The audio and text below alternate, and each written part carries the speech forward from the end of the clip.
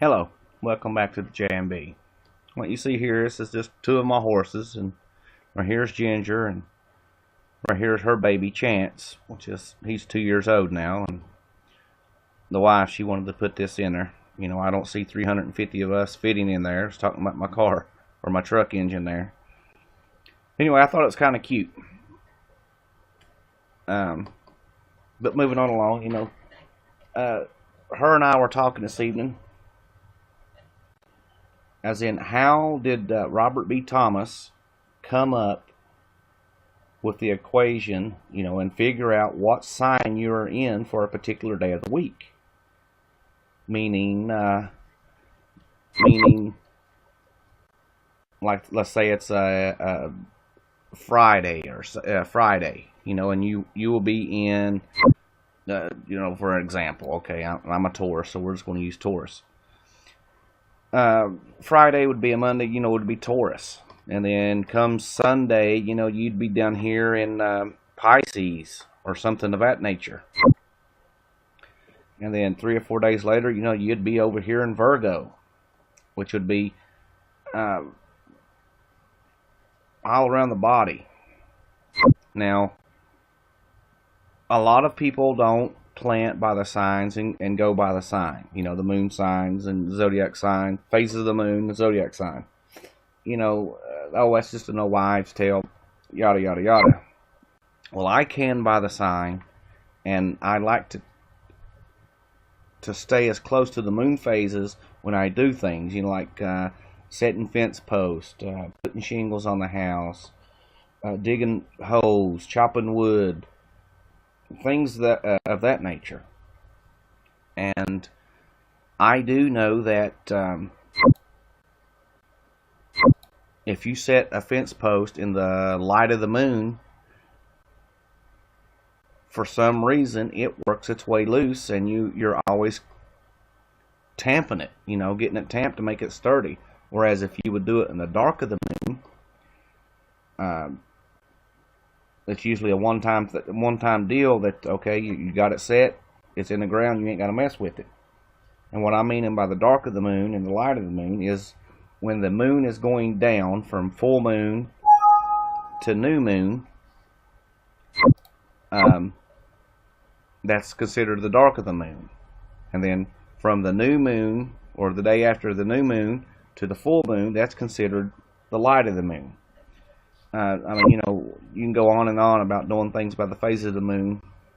But what I was getting at here is I think it would be an out mubba hubba standing skill set to learn what zodiac sign that you would be in for a given day of the week, so as you do not have to turn to the Farmers Almanac to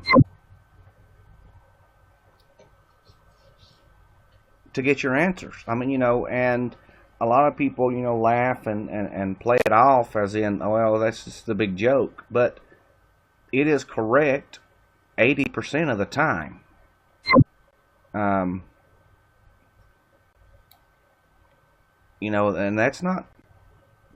that's not a coincidence. But, right here it talks about Thomas, how, he come up with this complex series, and how it's tucked away in a little black tin box at the Almanac office in Dublin, New Hampshire. It was in 1792, I think, is when he came up with it, and it's been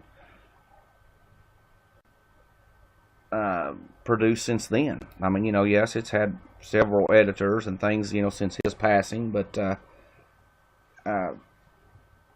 going back to the signs,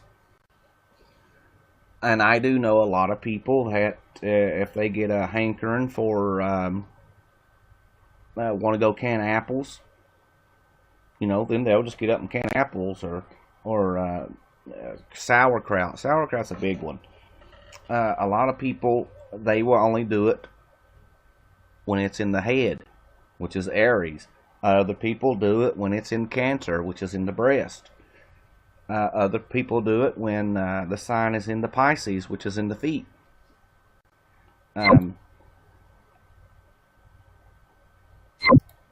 It's just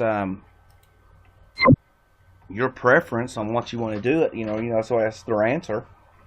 But to me, and my mother's done it, my grandmother's done it, and the friends and family, when they do sauerkraut, my mother always does it when the sign is in Aries, which is in the head.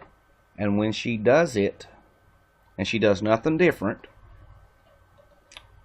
when she does it when the sign is in the head, it comes out snow white, firm, outstanding taste. When she does it in, let's say, Leo, or go down here to Virgo, which is in the bowels, it's still white, but it's got like a slight tinge to it. And especially, now this is for the women, if they're on their monthly cycle, it's best not to can anything because it will ruin.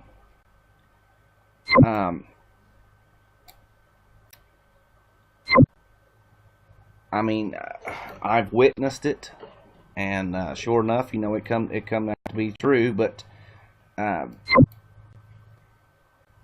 skill set of knowing what sign that you're in for a particular given day, I think would be a handy little skill to know, especially for for the preppers, homesteaders, whatever, the doomsdayers. Because calendars is going to cease to exist. And yeah, I'm sure that you can take last year's calendar and use it indefinite, and you just keep throwing the day forward. But knowing what sign you're in for that given day, and knowing when to plant, when to can, etc., etc. We need to figure this equation out for ourselves, because I sure don't know it. And I've searched the web and searched the web and searched the web, and with all this modern technology that we have, and as smart as people are, I'm not saying that they're smarter now than they were back in the day, but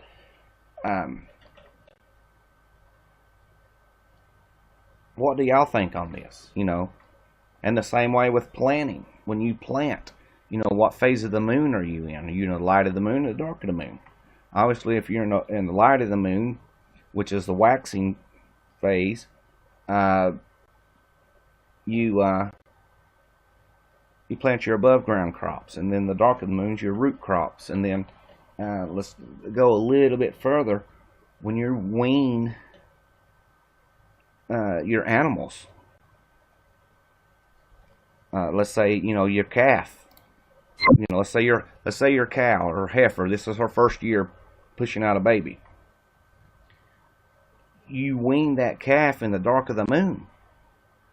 And when you wean that calf in the dark of the moon, neither it nor the mama will beller or bay back and forth. You do it any other time, be prepared to be woken up out of your sleep for, a week or so, 2 or 3 days.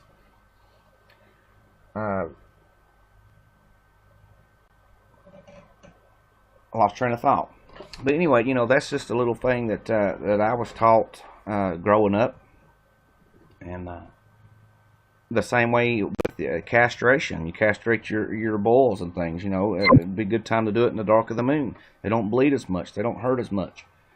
Or suffer as much. It's just the tide, listen, the moon, it affects our tide. It affects a lot of things, I don't necessarily believe that it affects the human psyche, as in, it's a full moon, expect bad things to happen, like the psych wards, they all go crazy when the full moon comes on. I I don't know that answer. But I'm kind of rambling on here. But what do y'all think of that?